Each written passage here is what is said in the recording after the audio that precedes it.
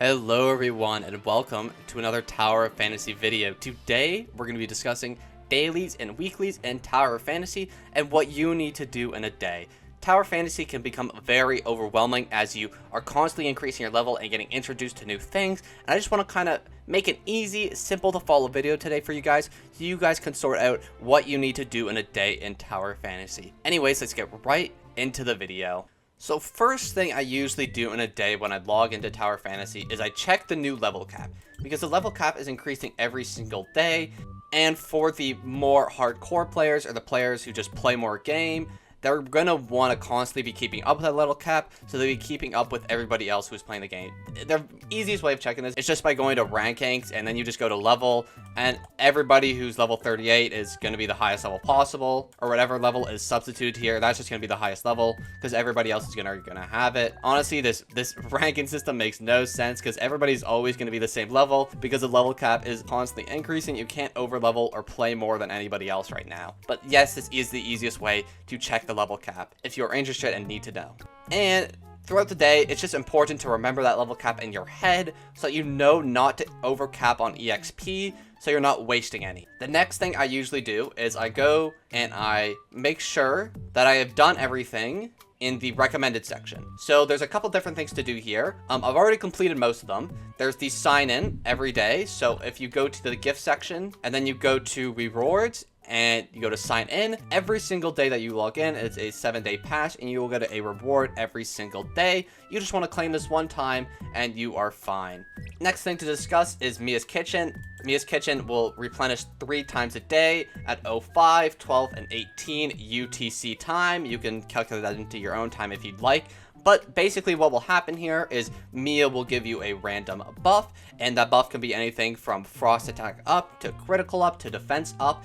Either way, it will benefit you. She also gives you a really nice chunk of EXP that will help you level up and keep up with that level cap day to day. And also you get a little bit of gold, some weapon batteries, and a couple matrix data pack, which is just a nice little addition on top of it. The next thing I want to discuss is daily bounties. You will get 4 of these a day, and these are very, very important. There's a lot of good rewards you can get from this. Some of the best being gold nucleus, which are obviously very, very beneficial. You get some type 2 chips, which again are very useful. You can open any password chests with them, and these can have really nice loot. You get up to 4 of these a day, and usually it will be one of 2 things. It will either be a collection quest or a kill quest. A kill quest is just you go to where the enemy is and you kill it. A collection quest, you just collect whatever item it tells you to get. It will usually give you a specified area and you just track it. Easy enough, simple stuff for the daily bounties, nothing too difficult to see there.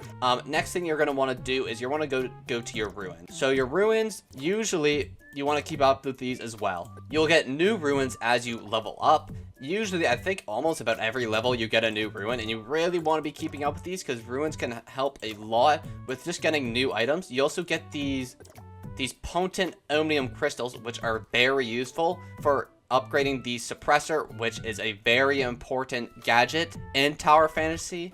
So the suppressor is the gadget in this game which allows you to increase your stats as you level it up. From V4.1 is where I'm at now. If I went to V4.2, I get 30 more attack, 131 more resistance, and my HP and my crit wouldn't change, but maybe at a different level like 4.3, that may change. This will increase with your combat score, and you need enough potent omnium crystals to level it, so it's very important that you get these, because these can really benefit you in the late game. So just overall, make sure that you're keeping up with your ruins. Right now, I still have a ruin I haven't done. I think it's the latest one, DO2, yeah. These also give you a nice chunk of EXP, some fragments for your ruins, a little bit of gold, and just a lot of good stuff. So you're going to want to be keeping up with your ruins. The next thing I usually do is I go to select section, and you want to make sure that you're using your vitality. Vitality replenishes on a 24-hour basis, or maybe a little more than 24 hours. I'm not 100% sure. So you're going to want to make sure that you're spending this daily. Now, what you kind of want to be spending your vitality on is just kind of whatever you need. So if you need money, I'd go to the space-time domain. Generally, I don't suggest going to this because space-time domain doesn't help a lot with anything other than money, because you get no EXP, nothing for your weapons. All you get is a bit of energy crystal dust and some money, and that's it. So generally, I wouldn't recommend the space-time domain. What you usually want to be spending your vitality on is either the joint operation, which does take half your vitality. So do this on a very safe basis. Only spend it if you need it. So for example, I have the option to go and I can either get a blue pair of Falcon combat leggings or a Falcon gloves, and I don't need either of those because I already have both of them. Yes, I can try and nitpick the random stats because you do have 4 random stats. You can try and nitpick these if you want, but for right now, when you're only using blue, these isn't as important. So generally, you only want to be doing these when you need the items that are involved. So if you really want a Frostbot Matrix chip, I would do this, but generally, I wouldn't suggest doing these as a general thing, a day by day. These are probably the funnest thing to do and are fun with a group of friends, but generally, I do not suggest doing these as they take up half your vitality for a couple rewards that you may or may not need. I'd say the most beneficial use of your vitality is either using the Omnium Beacon or the Interstellar Exploration. The Dimensional Trials does give some rewards, but it's very niche compared to Interstellar. So what Interstellar Exploration is if you go to one of these purple spots in your map, you can see that it is called a Stargate, and you get some very nice rewards for it. These can be used to level up your weapons, and these become very scarce later on, so you want to make sure that you're collecting these. These are very, very important. They give you some energy crystal dust, some EXP, and some weapon batteries to level up your weapons. These interstellar explorations can be anywhere from 1 to 3 stars, and the rewards will increase with the star level. So all you want to do to check the star level of each Stargate is you just go up to the Stargate, and it'll be a rarity of 1 to 3 stars. And if it's a 1 star, you will not get as good rewards. If it is a 3 star, you will get better rewards. There are 6 of these in your world in total, and you can go around and check each one, or if you just want an easier way of just getting a guaranteed 3-star reward, you can just go to your chat, and usually there will be someone recruiting in the chat, in the recruit section, and you could just join them and just take their 3-star rewards. So that's the easiest way that I found for doing these, but you know, you decide your own way. If you want to go around and check every single one to get the perfect rewards, then fair enough. But an easier way of doing this is just going to recruit chat, finding someone, joining their Interstellar, and grinding out the rewards with. The last thing I want to discuss is the Omnium Beacon. Now, the Omnium Beacon is an interesting one. It gives a random reward. It could be anything from gear to weapon upgrades to, I think, possible weapons, if I'm not mistaken. I don't know about that one, though. I wouldn't quote me on that. But what the Omnium Beacon does is you place it around your world, but the thing is that anybody can take the Omnium Beacon and you lose the rewards completely. So the Omnium Beacon is really a 50-50 if I'm being honest. If somebody doesn't take it, you get really good rewards, but if somebody does take it, you lose all rewards and it's over. So I'd be careful with choosing Omnium Beacon. If you do choose it, make sure you choose a safe place to put it so that nobody takes it. Going down the list, you want to be keeping up with your challenges. Now, the first thing you want to do is you want to do your training. There are 2 of these scattered throughout the world, or at least right now there's only 2. This might increase as you go through the game, but you have the option of doing these missions, and these give training points. You can exchange training points for things at the training point shops. I usually exchange them for special gifts, and I give them to my units to increase their awakening progress, but you want to be keeping up with these training battles. All you have to do is click go, and it will direct you to where the training facility is. You go there, and you do whatever mission is assigned to you. Pretty simple, pretty easy, not too much to discuss there, but I think it's very important that you keep up with that. Next thing I want to talk about is Void Rifts. Void Rifts is a challenge mode where you get a couple friends or some random players online. I think you can do it alone, but obviously I'd rather do it with players. And you just do one challenge every Monday, Wednesday, or Friday. You could do this 3 times per week, and you can gather 3 keys, and this gives you a lot of good rewards. It has the potential to give you an SSR Matrix chip, so there's almost no reason not to do this. You want to be keeping up with these, so make sure you're doing this every Monday, every Wednesday, and every Friday, or maybe not on those days. Just make sure it doesn't overcap at 3. As you can see here, I've completed it, so I have 0 out of 3. You don't want this to go over 3.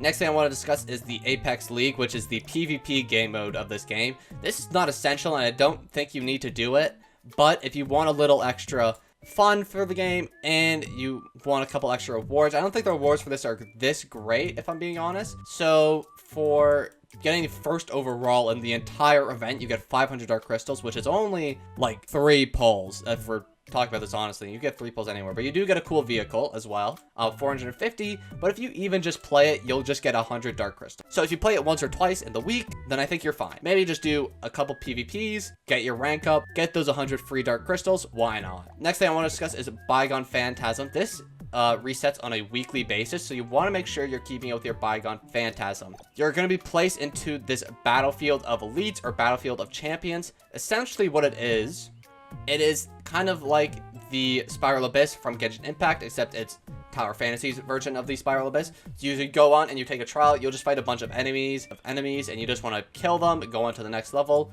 Pretty simple, pretty easy. There is a lot of levels to this, if I'm not mistaken.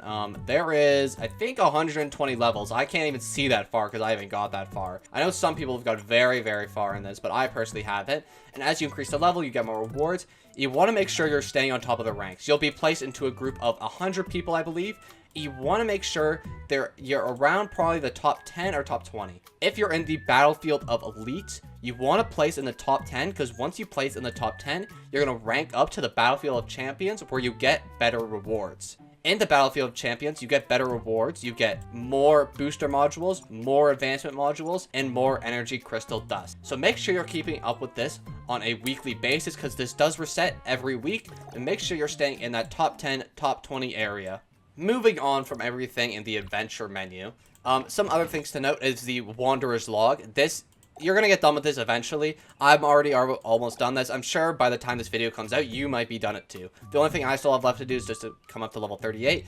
But you want to make sure you're keeping up with this daily. This will increase as your level increases, and you just get more rewards. There's no reason not to do this. So make sure you're keeping up with your Wanderer's Log. Another thing I'd like to note is you want to be keeping up with the story progress. The story progress will cap at a certain point as you progress. I'm on chapter 4 right now, I believe. And as you go through the game, the story will cap and you can't go any further for that day. If you really don't have that much time in your day and you just want to do something on this game to progress it, I recommend doing the story, as this gives a lot of rewards, a lot of EXP, and it lets you unlock all the new areas. As you can see, I haven't even unlocked this new area yet because I haven't got far enough along in the story. So you want to make sure that you're keeping up with the story and constantly progressing that story along. The next thing you want to keep on top of is the crew donations. You get 4 of these a week, I believe. And you just want to make sure you're doing them at least once a week. So my ones right now for the Kekvin's crew, you can join it. If you want, I play on the Mirrored server on NA. So my missions for the week would be Frontier Class. I just have to play once, play Wormhole once, Bounty missions, Vitality, nothing that hard. And I can just complete that in the week, and it will increase my crew's honor points. So make sure you're keeping up with that. This can be very beneficial because as you increase your crew's points, you get more rewards. As you can see here, once you reach 1200, you get a little bit of gold. You get 2400, you get like, some crew merits, yada yada yada. At like 9600, you get 50 more dark crystals. Really no reason not to do this to benefit everybody in your crew and make everybody happy. Some little side notes, some other things that you're able to do is world exploration. You can go out and you can claim all the rewards. If you want to keep up this is more for people who want to 100% the game. There's a lot of rewards to get here. You can get these cool costumes for your character. You get a lot of gold nucleus from this. So this is something important to stay on top of. You get 5 gold nucleus every time you 75% an area. You get 5 gold nucleus. So in total, you get 25 from this whole thing. And that can get you a third of the way there to get a SSR guaranteed. Another thing to make sure you're staying on top of is your terminal, where you get all these achievements. I always check this on a daily basis. I go here and I make sure that I don't have any more achievements to collect, make sure that the red dot is not there, and I have collected everything I can. Even just going around this and seeing if there's anything you can do today just to benefit you a little more, like defeating Lady Lucia if I wanted to, and I could kill that boss, and then I get a free gold nucleus. See whatever you want to see. Maybe there'll be some things here that you want to do in a day. As you collect these achievements points, these will go towards increasing your achievement level, and as you increase your achievement level, you get better rewards. For the next one, for me, I get 5 gold nucleus, which is really nice. Another important tidbit, vehicle maintenance. Now this is an interesting one. You can maintain your vehicle, and your vehicle will gain EXP as you maintain it. This is really only beneficial for the small rewards you get up here. So if I take my vehicle to level 3, I get 20 dark crystals, which isn't the most important thing in the world, but it's still a nice reward just to have. So I'd say maintaining your vehicles every day is something beneficial to do just to get a couple extra rewards. And as you get more vehicles, you can maintain them in multiple vehicles at a time, and then you get even more rewards. So there's almost no reason not to do this. After all your red dots are cleared up here, you've checked everything, and you're done for the day. You could finally log off and call it a day. Anyways, guys, that's going to be the end for today's video. If you enjoyed this video and you want to see more in the future, please consider subscribing or leaving a like down below. Anyways, guys, thank you for watching. Peace.